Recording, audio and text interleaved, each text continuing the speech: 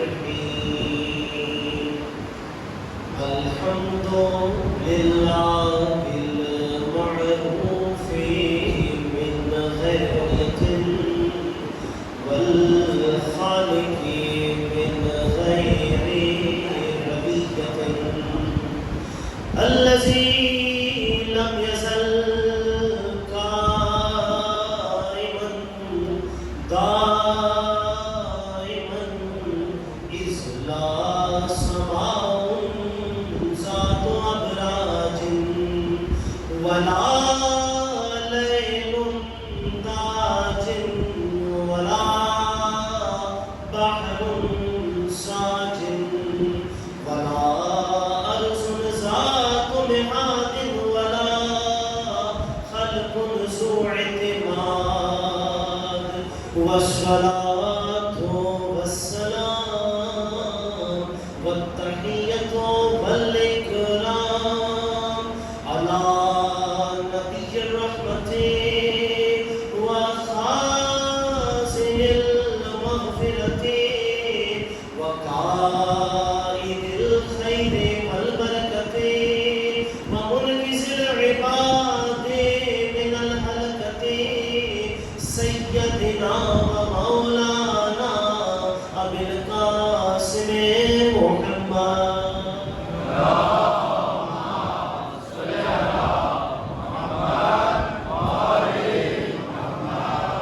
وأهل بيته الطيبين الطاهرين المعصومين المظلومين الذين أذهب الله عنهم الرجس وطهرهم تطهيرا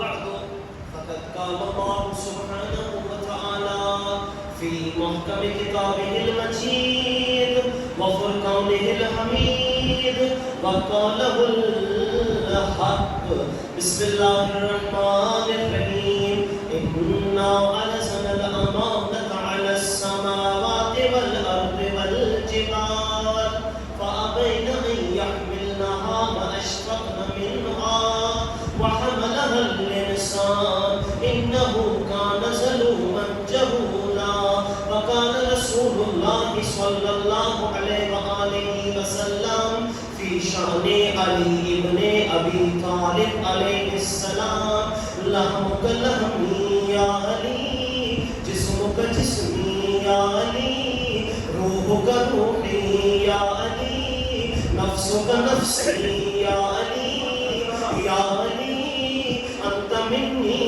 وأنا منك يا علي صلى الله عليه وسلم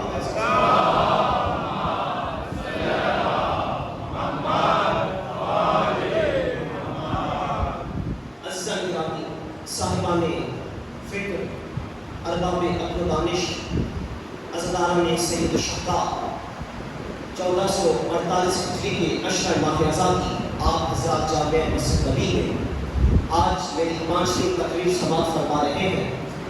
مسلسل ہمارا عنوان گفتگو عقل کے ذریعے حق کی پہچان ہے اور عزیزاں گرامی پروردگار عالم کا کروڑوں بار شکر ہے، کروڑوں بار اس کا احسان ہے کہ اس نے سب سے پہلے ہمیں تمام مخلوقات میں سے انسان بنایا اور انسان بننے کے بعد انسان کو انسان بنائے رکھنے کے لیے عقل عطا کی۔ انسان کو انسان بنائے رکھنے کے لیے عقل عطا کی، اور وہ میں عاقل شخص نہیں مانتا کہ جو دعویٰ تو کرے میرے پاس عقل ہے لیکن وہ ابتدائی عقل سے نہ واقف ہو۔ وہ انسان عاقل نہیں ہو سکتا کہ جو عاقل ہونے کا دعویٰ تو کرے لیکن ابتدائی عقل سے نہ واقف ہو اور اس کی اتباع نہ کرے۔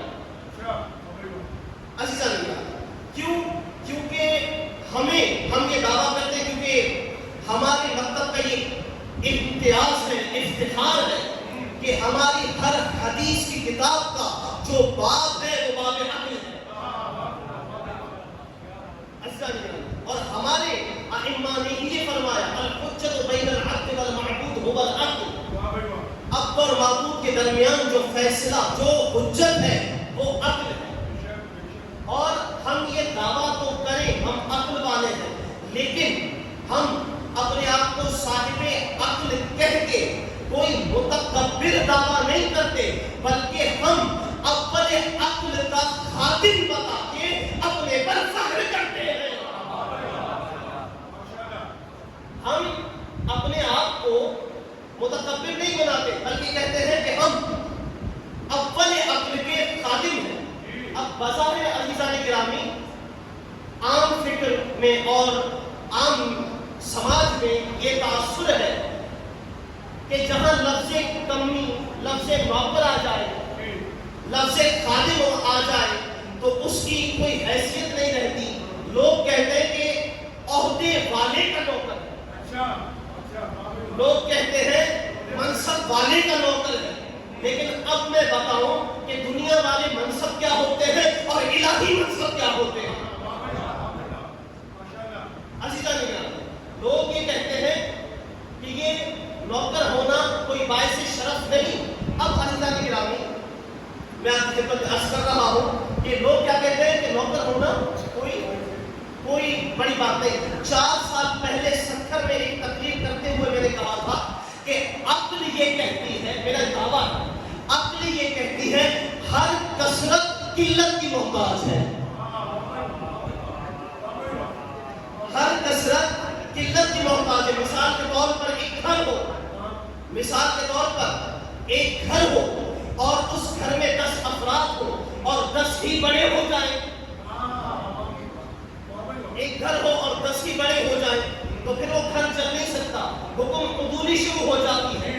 تو یعنی کثرت مطالبہ کرتی ہے قلت کی طرف. تو ہر جگہ کثرت میں آ کر یہ ناز نہ کیا کرو کہ ہم کثیر ہیں.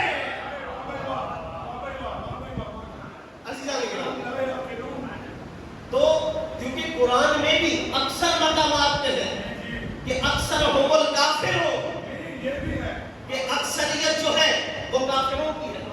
ہر کثرت قلت کی محتاج ہے, ہر کثرت قلت کی محتاج ہے. اسی لیے امام سے پوچھا گیا مولا یہ ملائکہ کی تعداد کیا ہے؟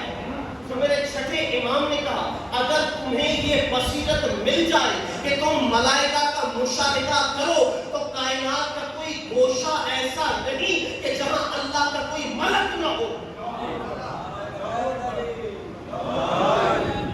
تو کوئی ایسا گوشہ آپ کو نہیں ملے گا کہ جہاں ملک نہ ہو. اور روایات نے یہ لکھا کہ جب بارش برستی ہے تو بارش کے ایک ایک قطرے سے ایک ایک ملک آتا ہے. یعنی کروڑوں ارب کھرب ملائکہ میں بھی اللہ نے 4 کو بڑا بنایا. کثرت اور قلت بتا رہا ہوں, اتنے کروڑ ملائکہ میں بھی اللہ نے 4 ملک کو بڑا بنایا. اور ان 4 ملک میں سے 2 کے درمیان مفاخرہ ہو گیا. ایک اسرافیل ہے اور ایک جبرائیل علیہ السلام. عزیزان گرامی مفاخرہ ہو گیا تو کہنے لگے کہ کون زیادہ معتبر ہے. تو اسرافیل نے کہا کہ میں زیادہ معتبر ہوں. تو جبرائیل علیہ السلام فرماتے ہیں کہ ذرا اس کی دلیل کو پیش کر. تو اسرافیل نے کہا میں عرش اعظم کے ان ملائکہ میں سے ہوں, ان 8 ملائکہ میں سے ہوں جنہوں نے عرش اعظم کو اٹھایا ہوا ہے. کہ یہ بہت بڑی ڈگری ہے اسرافیل کی نظر میں, بہت بڑی ڈگری ہے, بہت بڑی سند ہے کہ عرش اعظم کو اٹھایا ہوا ہے. اور کہا کہ میں وہی ہوں کہ جو سور پھونکوں گا اور سور کے پھونکنے کے بعد موت ہے اور جب دوسرا سور پھونکوں گا تو پھر حیات ہے.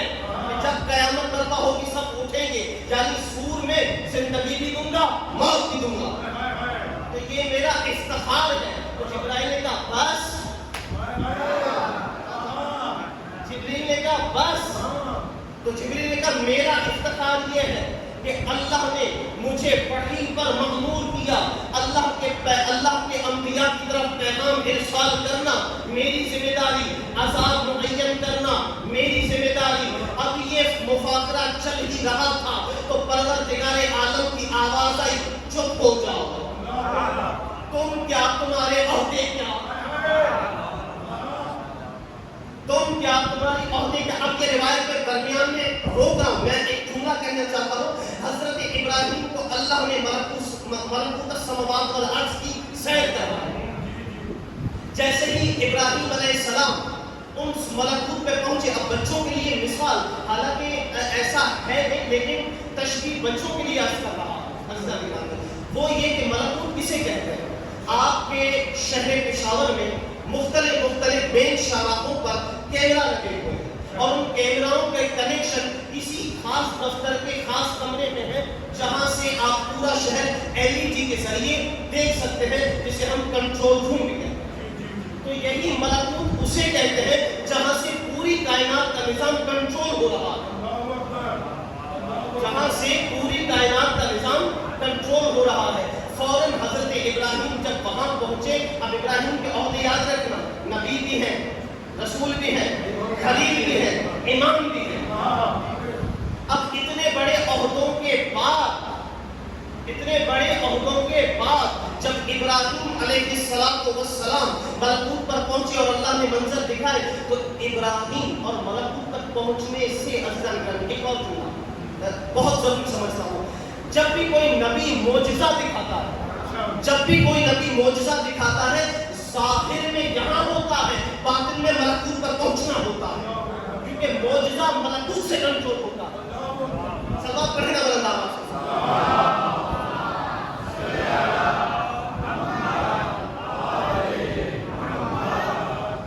معجزہ جو ہے وہ ملکوت سے کنٹرول ہوتا ہے۔ تو حضرت ابراہیم وہاں پہنچے اور وہاں دیکھا، کیونکہ ملکوت پر پہنچنے والے انبیاء کے ماتحت ہو جاتے ہیں تمام ملک۔ حضرت ابراہیم نے منظر دیکھا کہ یہ گناہ کر رہا ہے، ملک الموت کو حکم دیا اسے مار دے، یہ گناہ کر رہا ہے، اسے مار دے، اسے مار دے، اسے مار دے۔ جب تعداد ایک حد تک پہنچی، پروردگار عالم کی آواز آئی، ابراہیم یہ تو ہم روز دیکھتے ہیں، ہر لمحے میں دیکھتے ہیں، یہ تو ہم ہر لمحے میں دیکھتے ہیں، یہ کیا کر رہے ہو؟ ایسے تو انسانیت چلی جائے گی۔ یعنی ملکوت کا صاحب بننے کے لیے، مالک ملکوت بننے کے لیے ظرفیت الہی کی ضرورت ہے۔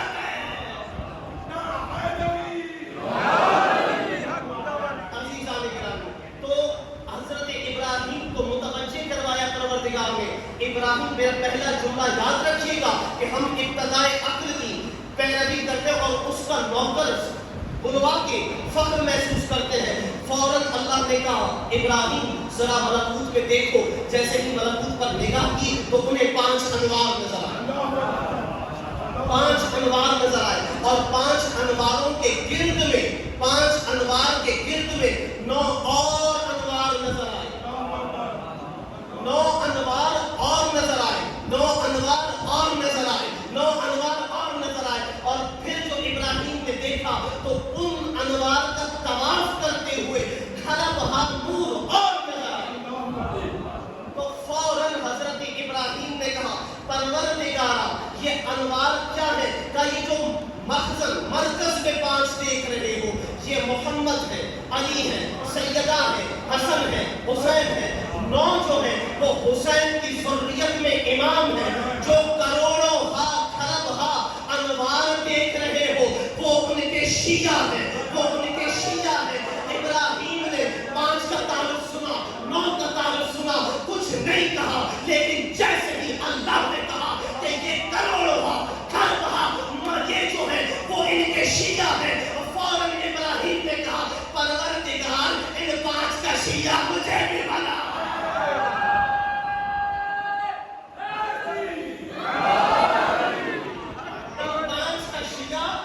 مجھے بھی بنا۔ تو عزیزان گرامی، دیکھا 4 عہدے رکھنے کے باوجود ابراہیم کہہ رہے ہیں کہ میں ان کا شیعہ بن جاؤں، ان کا محب بن جاؤں، ان کے لشکر میں آ جاؤں۔ اب مثال کے طور پہ کسی کے پاس 4 عہدے ہوں اور جو 5ویں عہدے کی طلب کرے تو وہ 5واں عہدہ، ایک نکتہ کہوں گا سمجھنا آپ کا کام ہے، 5 اور 4 عہدے ہوں، ایک عہدہ اور مل رہا ہو اور وہ اس تمنا کر کے عہدہ لے تو وہ 4 عہدے کم ہوتے ہیں.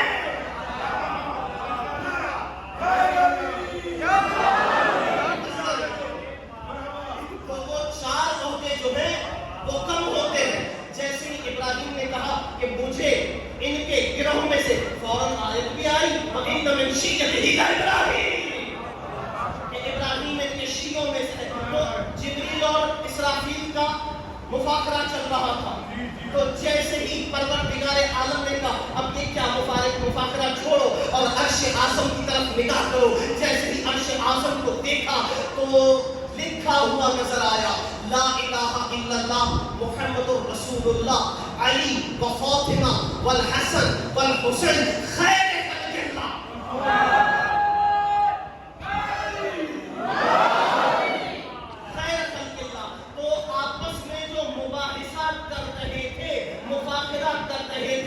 پانچوں کے نام دیکھ کر فوراً اللہ سے کہا اللہم انی اسألک بحقہم الیک، اللہ اکبر، کہ بحقہم الیک فجعلنی خاتمہم.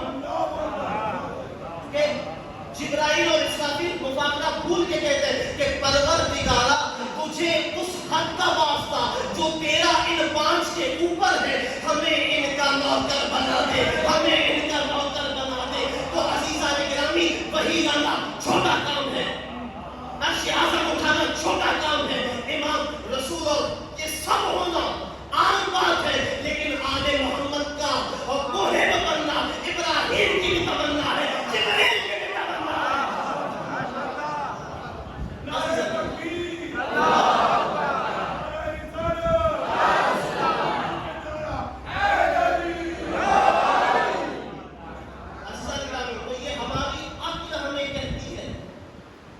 ہماری عقل ہمیں کہتی ہے کہ ان کے دامن کو تھامے رکھو.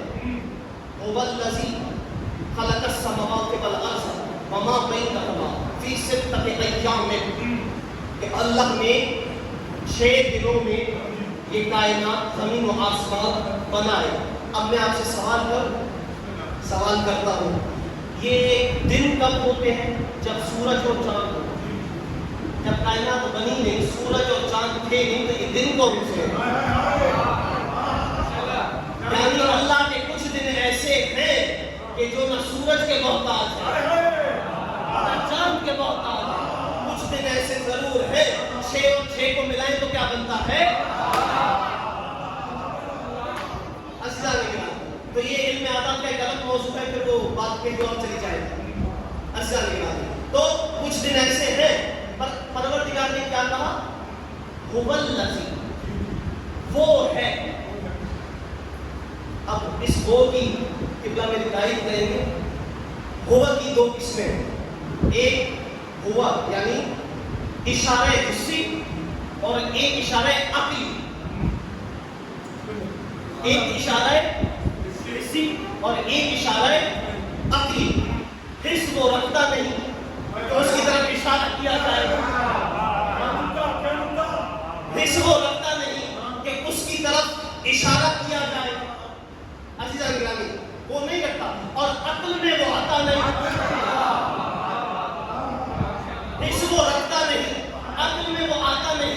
پھر بھی علی کہہ رہے کیف ہوا، وہ کیسا ہے؟ اللہ. پھر بھی علی کہہ رہے ہیں کیف ہوا، وہ کیسا ہے؟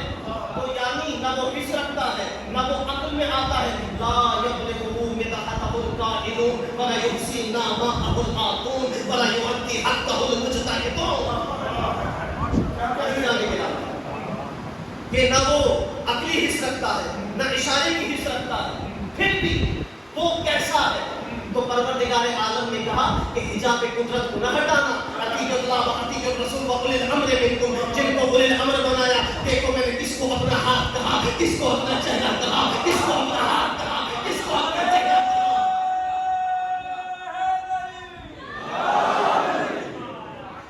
جو مظہر کائنات، مظہر خدا ہے، ان کی جانب دیکھو تمہیں سمجھ آ جائے گا وہ کیسا ہے.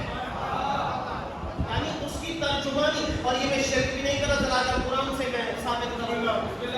علامہ جوینی علیہ الرحمہ، میں جانتا ہوں ایک کثیر میرے برادران اہل سنت کی تشریف فرما ہے تو اہل سنت کے بہت بڑے عالم دین علامہ جوینی علیہ الرحمہ سے پوچھا گیا کہ علم محمد، علم خدا، علم محمد کیا ہے؟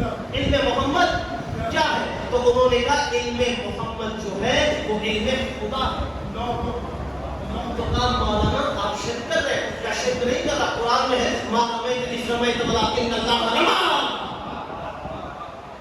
کہ یہ جو کنکریاں پھینکی ہے یہ آپ نے نہیں پھینکی بلکہ میں نے پھینکی ہے۔ تو اللہ نے محمد کے عمل کو اپنا عمل قرار کیوں دیا؟ اللہ نے محمد کے عمل کو اپنا عمل قرار کیوں دیا؟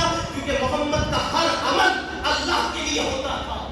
جب میرا ہر عمل اللہ کے لیے ہو تو اللہ میرے عمل کو اپنا عمل قرار دے دیتا ہے۔ تو ایک مرتبہ تو ایسا نہیں ہوا جب اللہ نے محمد کا بچپنا دیکھا تو کہا الم یجدک یتیما فآویٰ، جب آپ یتیم تھے ہم نے پرورش کی، اب دکھاؤ مجھے کوئی اللہ کی گود، اللہ نے انگلی پکڑ کے محمد کو چلایا ہو، اللہ نے گود میں محمد کو بٹھایا ہو، ایک کی گود نظر آتی ہے، اب وہ طاقت دکھا۔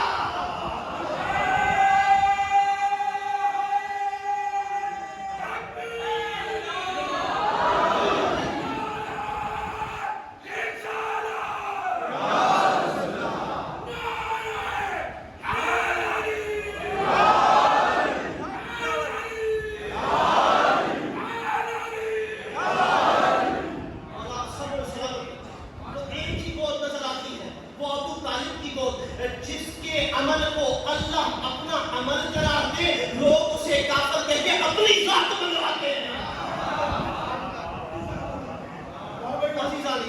تو میں نے کیا کہا ان کا خاتم ہونا یہ فخر ملائکہ ہے، فخر انبیاء ہے، اور ملائکہ اور انبیاء کو تو چھوڑے، اس گھر کا ایک فرد ہے جس کا نام ہے عباس۔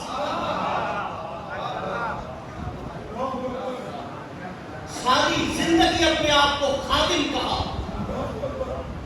اب مجھے ماحول حضرت عباس کی طرف لے آیا ہے تو چند مطالب ذکر مسائل اور برآمد عزیزان، اب میں تمہید باندھ رہا ہوں حضرت عباس کے لیے، لیکن ایک جملہ مجھے ضرور حضرت عباس کی شان میں پڑھنے دیجیے گا۔ عباس اس ہستی کا نام ہے، عباس اس ہستی کا نام ہے کہ حسن جیسا امام جب حالت پریشانی سے تھک کے گھر میں آتا تو عباس کو گلے لگا کر کہتا عباس تم آ گئے، حسن خوش ہو گیا۔ یہ ہے عباس، یہ ہے عباس۔ نام عباس آیا ہے نا عزیزان، آنکھیں آپ سب کی نم ہوگی، لیکن میں نے ایک جملہ ضرور کہنا ہے خاص کر اور برآمد کی علم تب ہی لائیے گا جب میرا اشارہ ہو۔ میں نے ایک منزل طے کرنی ہے، اب مولا کچھ پڑھوانا چاہتے ہیں تو ضرور پڑھوں گا عزیزان کرام۔ تو حضرت عباس علیہ السلام، اکثر لوگ کہتے ہیں کہ عباس کی عصمت ثابت کرو، عباس کی عصمت، ہاں ایک ہوتی ہے عصمت کبریٰ جو جہالت کے ساتھ مخصوص ہے، ایک ہوتی ہے عصمت صغریٰ، کوئی ایک ایسا عمل بتاؤ جو عصمت کے خلاف ہو۔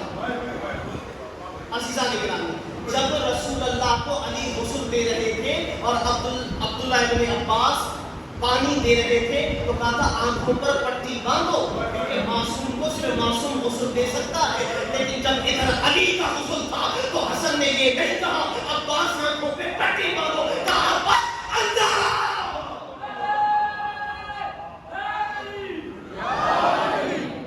عزیزان گرامی، عباس اندر آؤ۔ اور ایک مرتبہ جیسے ہی رسول اللہ کے تبرکات پر بات آئی تو رسول کے چچا حضرت عباس آئے اور کہا کہ میں رسول اللہ کا چچا ہوں، ان تبرکات پر میرا حق ہے۔ تو کہا چچا ذرا یہ امامہ پہنی، امامہ پہنا، رسول کی عبا پہنی، کہا اب چل کے دکھائیے۔ جب چلنا چاہا تو چل نہ سکے، چلنا چاہا تو چل نہ سکے، چلنا چاہا تو چل نہ سکے۔ ادھر سے کہا حسن حسین ادھر آؤ۔ جیسے ہی اپنے بچوں کو رسول کے تبرکات پہنائے تو ان کی ہی عمروں کے حساب سے انہیں پورے آئے، کیونکہ معصوم کا لباس معصوم پہ آتا ہے۔ اور ادھر جنگ صفین تھی، علی نے اپنا امامہ پہنا کے عباس کو بتا دیا اگر میں وقت کا امام ہوں، عباس امام تو نہیں ولی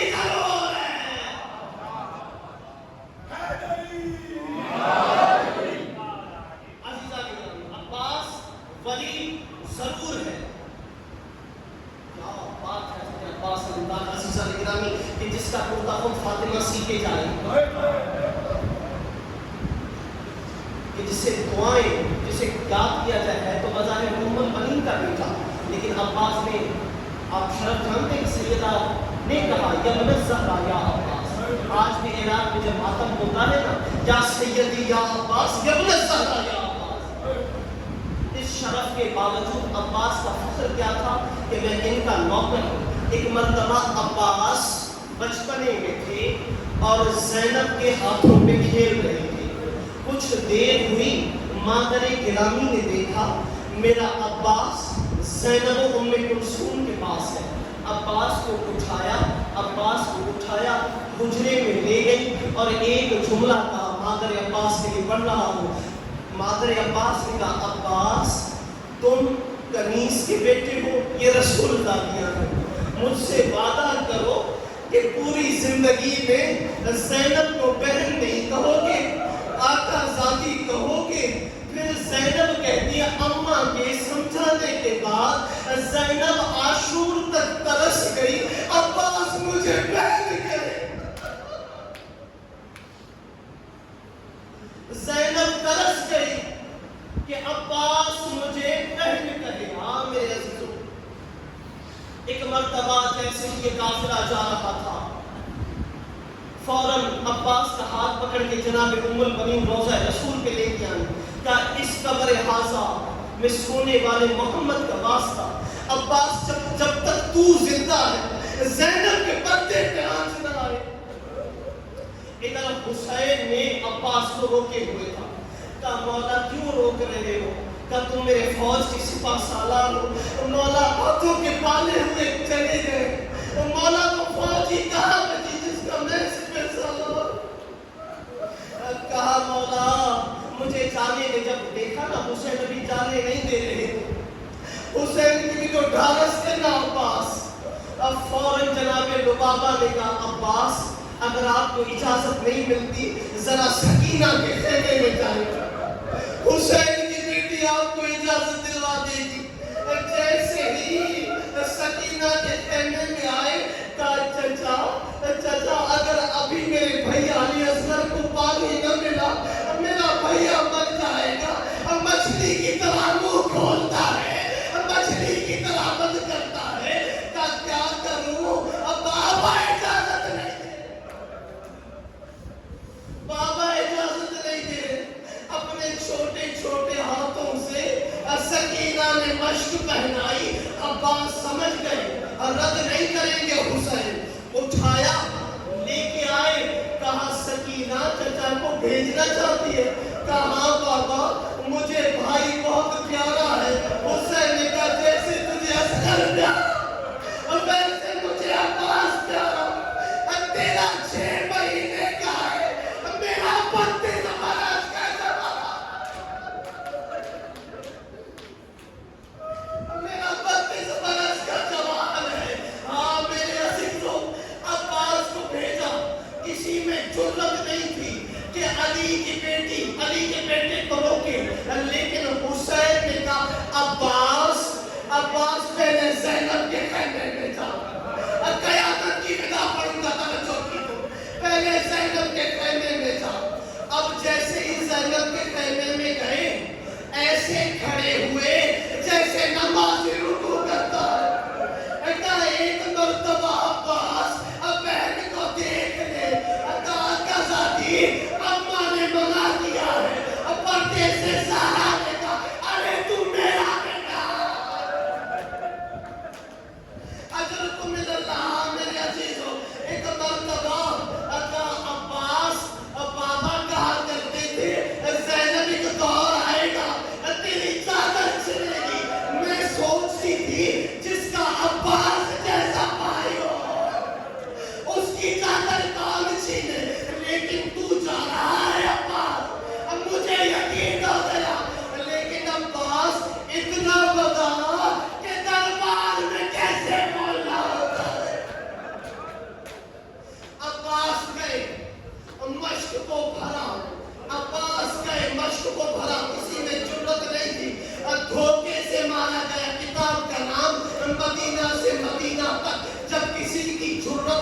دی عباس کا راستہ روکنے کے لیے پہلے عباس کے پتھر مارے گئے. ادھر سے ایک بازو قلم ہوا اور دوسرا بازو قلم ہوا. عباس یہ چاہتے تھے کہ بس ایسا ہو کہ پانی خیمے میں چلا جائے. ایک مشق میں تیر لگا, عباس کی آنکھ ٹوٹ گئی. اب ایک تیر عباس کی آنکھ میں بے بس ہو گیا. ماتم کرتے جا, ماتم کرتے جا. عزیزاں گرامی, ایک تیر عباس کی آنکھ میں بے بس ہو گیا. اب مجھے بتاؤ, جس کے بازو نہ ہو وہ تیر کیسے نکالے؟ سر کو جھکایا اور بنا کر بول, عباس کے سر پہ آنے لگا. عباس گرنے لگے. ادھر سے حسین اٹھے, اللہ علیہ وسلم. عباس میری کمر توڑ گئی.